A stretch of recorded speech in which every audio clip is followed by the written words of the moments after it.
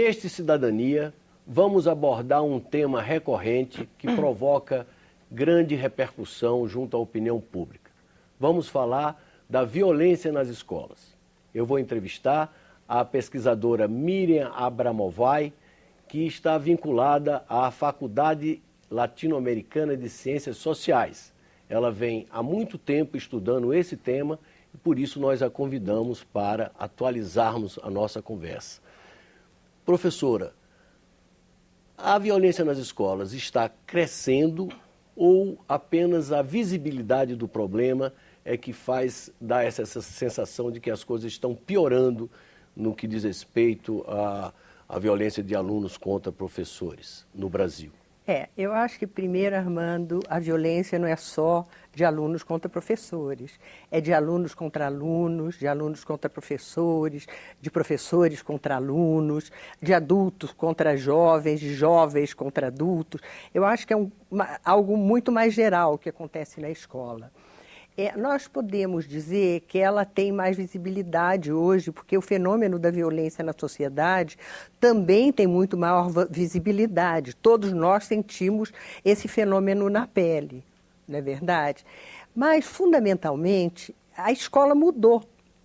Ou seja, o que acontece na escola mudou. A escola ela se ampliou muito, ela se democratizou em outros países e mais recentemente, de 30 anos, 20 anos para cá, ela se democratizou muito mais. Ou seja, nós temos hoje a maioria da população que pelo menos passa pela escola e que permanece alguns anos na escola. No entanto, essa escola ela continua a mesma do que no século passado.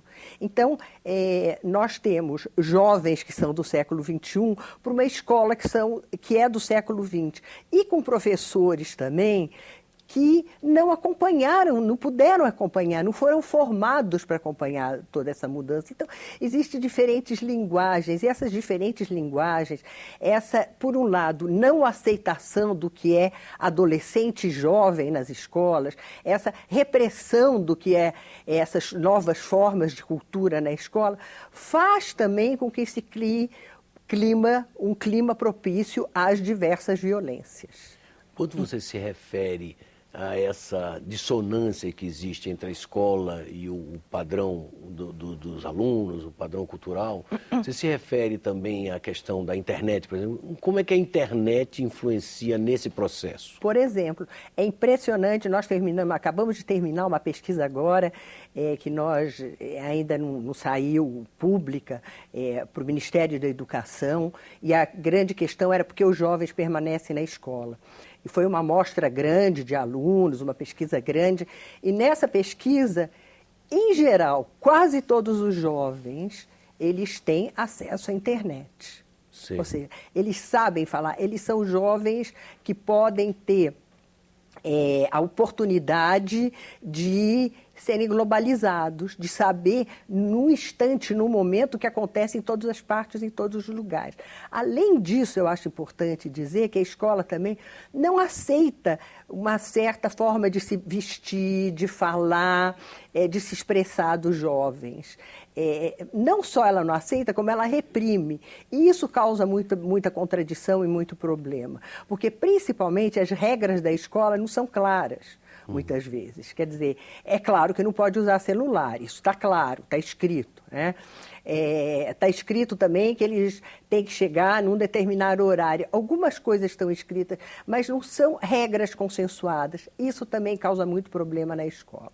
E você diria que esses problemas, eles são problemas tipicamente brasileiros ou existem também em outros países? Eu acho que não são tipicamente problemas brasileiros, são problemas também globalizados, talvez que nós tenhamos mais na América Latina. Eu sempre gosto de falar sobre violência e não gosto muito de falar sobre bullying, porque eu acho que é um conceito que é importado, por exemplo, é um conceito europeu, é um conceito norueguês. Violência é muito mais amplo, abrange muito mais. Então, eu acho que é importante a gente dar os nomes daquilo que os fenômenos podem se chamar, e o fenômeno se chama violência. E ele é globalizado, ele está em todas as partes, ele está na Europa, ele está nos Estados Unidos, só que ele tem diferentes características, inclusive ele tem características de escola para escola. Por exemplo, no Brasil, há uma diferenciação entre a violência na rede pública e a violência nas escolas privadas? A escola privada é... A primeira pesquisa que nós fizemos na Unesco, nós trabalhamos em escolas públicas e privadas. Evidentemente que a escola privada ela é muito mais protegida. Então, eu acho que seria uma covardia nós compararmos escola pública com escola privada. Eu acho que elas têm mais condições de se protegerem, elas têm outras condições e é o mínimo de alunos, se nós pensarmos em termos quantitativos, que estão nas escolas privadas. Além disso, nós não entramos na escola privada, porque nunca as escolas privadas pedem para fazer pesquisa sobre esse tema. E o que acontece é muito escondido. E que fatores a senhora consideraria determinantes para o incremento desse fenômeno da violência nas escolas, especialmente as escolas públicas brasileiras? Eu penso que, bom, primeiro são fatores sociais, evidentemente, agora não é algo... Ou seja, o nível de renda, a desagregação familiar... Não, eu acho que não há desagregação familiar, eu particularmente, eu acho que há diferentes modelos de família. Né? Diferentes modelos de família e o grande problema aí da questão da família é que a escola muito pouco trabalha com as famílias, é muito difícil esse diálogo escola e família. Elas se tratam mais ou menos como se fossem inimigas, a escola cobrando das famílias, algo que as famílias não podem dar, não têm condições, inclusive muitas vezes não tem nível de escolaridade para acompanhar o estudo dos seus filhos. E as famílias cobrando das escolas, que as escolas têm que se fazer responsáveis por esses adolescentes e jovens. Existem muito pouco diálogos, então eu não chamaria de desagregação, eu chamaria de falta de diálogo entre escola e família, falta de diálogo entre escola e os seus alunos também, porque a escola é uma instituição muito dura. A questão de dialogar, a questão de escutar, a questão de saber o que se pensa, não é levada em conta também. E quando eu dizia de questões socioeconômicas, claro que elas são importantes, porque existe uma questão de violência na nossa sociedade. Né, como um todo, quer dizer, não obrigatoriamente a democracia levou a que nós tivéssemos menos violência, ou seja, outros fenômenos fizeram com que nós tivéssemos, ao contrário, uma situação de violência como nós nunca tivemos. Né, no Brasil. Como é que a senhora vê o professor, que é uma figura central nesse contexto, diante desse fenômeno? Eu acho que é algo muito difícil, primeiro, porque ele não está preparado. Ele não está preparado para lidar com essas classes sociais e com essa cultura, que muitas vezes não é a cultura dele, de onde ele vem. Ou se é a cultura dele, de onde ele vem, ele é repreparado nos cursos para pensar de outra forma. Para pensar de uma forma mais como é a forma dominante de pensar.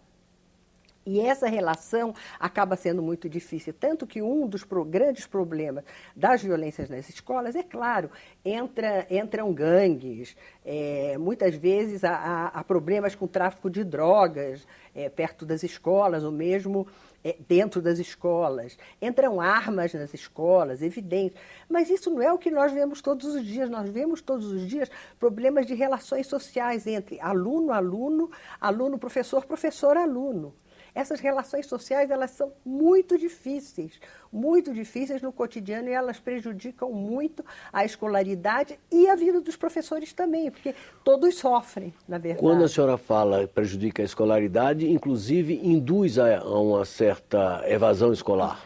Fenômenos como racismo, fenômenos como homofobia, fenômenos como a não aceitação de alunos mais pobres, que nós vimos em várias pesquisas, e outros fenômenos relacionados à discriminação, faz com que os alunos abandonem a escola, sem dúvida. né? E, às vezes, até um outro fenômeno, que são fenômenos de briga, fenômenos de maltrato do cotidiano, fenômenos de uma violência que é uma pequena violência, mas que ela se dá no cotidiano e que o outro não sabe responder, que é chamada violência simbólica. E isso faz com que os alunos se desanimem e não queiram estudar, porque a escola ela tem muita dificuldade para se dar conta desse fenômeno, porque, claro, ela é uma instituição de massa. Ela é uma instituição onde tem um professor por número X de alunos, né? E esses alunos, em geral, eles têm muito pouca confiança nos adultos da escola para se relacionarem e contarem o que está acontecendo dentro da escola. Então, em geral, eles falam com seus colegas, com seus amigos, e não falam nem sequer com seus pais também. Então, às vezes, nós temos essas coisas que estouram e esses problemas tremendos que nós vemos por aí, que se dão em função desses fenômenos. E essa violência, ela se concentra principalmente na faixa do ensino médio? Não, ela se concentra principalmente nos alunos do 6º ao 9º ano. Quer dizer, porque, claro, nós temos um grande número de alunos que no 9º ano desistem da escola. Quem vai para o ensino médio, já vai para o ensino médio, já houve como uma arredada aí de alunos que ficaram e de alunos que vão para o ensino médio. Então, a idade mais difícil são alunos do 6º ano ao 9º. E eu pergunto, nas suas pesquisas, a senhora relacionou diretamente o surgimento do crack como uma droga de terrível efeito avassalador sobre os jovens? Qual é a questão da curva da violência? Eu acho que existe um exagero enorme com a questão do crack, né? Não que não existe pessoas usuárias de crack, não existem jovens, mas isso que acho que nós não é o principal fenômeno da violência, nem o segundo, nem o terceiro, nem o 10º, né? Eu acho que é uma pequena parte da população, apesar de ser terrível, que utiliza o crack, né? Isso não é uma questão da escola. E em termos do Brasil, o fenômeno está mais localizado em alguma região, em detrimento de outra, ou a coisa é disseminada mais ou menos? Eu acho que ela é disseminada. Nós não poderíamos dizer que existe mais violência no sul do que no nordeste, do que no norte do Brasil. Eu acho que ela é disseminada, ela está em todas as partes, né?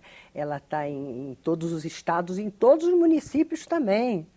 Os pequenos municípios que nós nem ficamos sabendo dos problemas que acontecem. Eu acho que ela é um fenômeno disseminado. E como enfrentar esse problema? Olha, eu acho que nós estamos fazendo uma coisa interessante agora com o MEC, que nós estamos fazendo uma proposta e estamos iniciando um projeto sobre esse tema de enfrentamento das violências nas escolas, né? Que é um projeto, que vai ser um projeto nos municípios mais violentos do Brasil, e nós vamos fazer essa experiência, porque eu acho que essas são Quando importantes. A senhora fala municípios mais violentos, aí não diz respeito diretamente à violência nas escolas, mas à violência em geral. Em geral. Ou seja, o maior número de assassinatos, o maior número de... Pegando isso, nós vamos atuar ali em escolas que são escolas mais violentas. Certo. São os estados e municípios que estão dando mais problema. Perfeito. Dentro disso, eu penso que não pode ser acho que é sempre bom programas de mediação, programas de justiça restaurativa, programas, por exemplo, nós estamos com o Pará num grande projeto de formação de professores com o tema. Nós iniciamos. Isso é fundamental, a formação de professores. É um curso de pós-grados que nós iniciamos é um projeto piloto. Um projeto piloto, mas para 600 professores no Pará. Para depois ser, eventualmente para outros estados e municípios, sem dúvida. Então, eu acho que precisa de ser um plano. Nós precisamos de ter um plano que conte com um diagnóstico sobre o que está acontecendo, um bom diagnóstico, que conte com todas essas possibilidades, mas que também mude a cultura da escola e faça com que os jovens se sintam donos da escola, com planejamentos participativos. Eles têm muito a dizer o que se deve fazer na escola. Nós temos muito que escutá-los. Eles estão ali no cotidiano. Então, com o planejamento, com o diagnóstico participativo dos jovens das escolas, com o planejamento participativo dos jovens e com ações também. E com ações que podem ser diferentes em cada escola. E a senhora acha que é inviável procurar envolver também a família, pelo menos os pais ali? Não, ao contrário. Eu acho que quando eles começarem... Eu acho que a escola tem que mudar a sua política para com a família. Isso em geral. É um dos problemas mais difíceis. Eu acho que essa questão da violência nas escolas, ela pode ser menos ressaltada se houver uma maior relação família-escola. Mas eu acho, dentro disso que nós estamos propondo também, nós estamos propondo que as famílias também participem e escutem o que está acontecendo e se mobilizem em função da escola. A senhora falou de passagem aí na justiça restaurativa, que é um conceito relativamente pouco conhecido. O que vem a ser e como ela poderia ajudar na solução? Eu trabalho justiça restaurativa, assim como eu no trabalho mediação escolar também. Mas eu acho que todas essas formas das pessoas, porque muitas vezes os problemas, a base é que muitas vezes quando se tem problemas na escola, são problemas de ordem, vamos dizer, que para a pessoa que está de fora parece secundária. Por exemplo, uma das maiores razões da violência do aluno contra o professor são as notas, ser colocado para fora de sala de aula, quantos professores já morreram por causa disso, e chamar os pais. Então, eu acho que essa possibilidade de haver diálogo, de se mediar diálogo, de se restaurar o diálogo, é importante dentro dessas concepções. E quanto às responsabilidades dos entes federados, quer dizer, a quem deve caber, digamos assim, se debruçar sobre o tema? À União, aos estados ou aos municípios, ou os três entes de forma concatenada? Eu acho que são os estados e municípios. Quer dizer, o que a União tem que fazer o Ministério da Educação, por exemplo, o que tem que fazer é propor alguma política, pensar uma política. Agora, quem vai colocar isso na prática e quem vai ser responsável são os estados e municípios. Assim é com toda a educação. Como cidadã brasileira especialista nesse assunto, a senhora hoje se diria otimista em relação ao futuro do Brasil no que diz respeito à educação dos nossos jovens? Eu acho que a gente tem que ser muito otimista. Eu acho que nos últimos anos, apesar de todos os problemas que nós estamos vendo, os problemas com o IDEB, nós temos coisas muito positivas. Por exemplo, eu terminei um estudo sobre o ProJovem. O ProJovem é um programa de jovens de 15 a 29 anos que não tiveram oportunidade de terminar o ensino fundamental, ou seja, a chamada última chance. E fiz um estudo aprofundado sobre esse programa e muito me impressionou os jovens que aí estão no ProJovem, inclusive como são principalmente jovens mulheres que saíram porque tiveram porque ficaram grávidas, se casaram, etc., elas têm, dentro desse programa, um lugar onde colocar a chamada sala de acolhimento, um lugar onde estão seus filhos. Quando nós chegamos a ver uma coisa como essa, jovens que não tinham absolutamente nenhuma chance e que estão tendo suas últimas chances, eu acho que nós temos esperanças, apesar de todos os problemas que nós temos relacionados à educação brasileira. Muito obrigado pela oportunidade dessa conversa. Vocês acabam de assistir uma entrevista com a pesquisadora Miriam Abramovay, ela que é da Flaxo, da Faculdade Latino-Americana de Ciências Sociais. O nosso tema foi exatamente a violência nas escolas. Eu queria, além de agradecer mais uma vez a presença da nossa pesquisadora, lembrar a quem queira entrar em contato conosco os meios de fazê-lo. Basta acessar o Alô Senado no número 0800 612211 ou através do nosso portal na internet, no endereço www.senado.leg.br/TV. Até um próximo Cidadania aqui na TV Senado.